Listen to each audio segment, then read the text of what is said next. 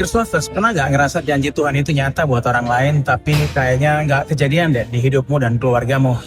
Kalau kita baca kisah para rasul 2 ayat 39, sebab bagi kamulah janji itu dan bagi anak-anakmu dan bagi orang yang masih jauh, yaitu sebanyak yang akan dipanggil oleh Tuhan Allah kita.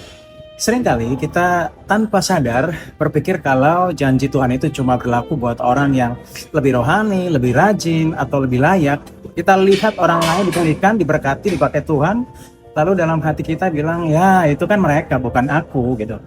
Padahal ayat ini ngomong sesuatu yang sangat jelas. Janji itu bukan eksklusif, bukan cuma buat satu kelompok, bukan cuma buat generasi tertentu, tapi bagimu, anak-anakmu, bahkan orang-orang yang masih jauh. Bukan soal orang yang dekat saja. Yang jauh itu siapa? Bukan cuma soal jarak geografis ya.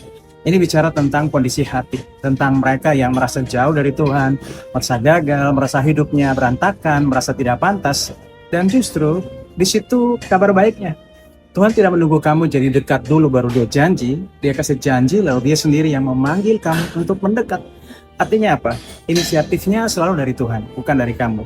Bukan kamu yang ngejar sampai capek, tapi Tuhan yang sudah lebih dulu menjangkau hidupmu. Jadi kalau hari ini kamu merasa hidupmu jauh dari harapan, jangan buru-buru menyimpulkan Tuhan tidak bekerja. Bisa jadi kamu lagi ada di titik di mana Tuhan sedang memanggil, bukan meninggalkan. Cuma karena persoalan mungkin terasa begitu sulit sehingga mungkin sudah jadi baal, kebal tuh telingamu untuk bisa mendengar dan hatimu sudah tidak sensitif untuk terbuka untuk hal baik. Terus lovers, ingat, janji itu belum batal, janji itu masih aktif, dan janji itu termasuk kamu meskipun kamu ngerasa masih jauh. Kamulah salah satu dari orang yang masih jauh. Saya Jenny, miliki Yesus, miliki segalanya.